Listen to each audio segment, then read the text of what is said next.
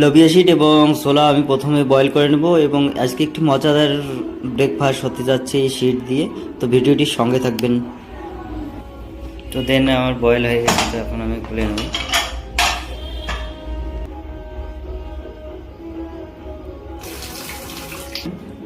বয়েলে নিয়ে নিচ্ছি এখন আমি।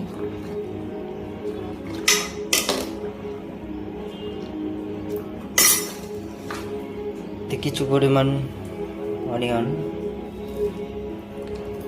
Green chilli, carat,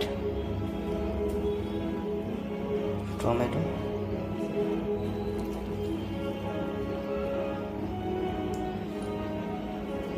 salt,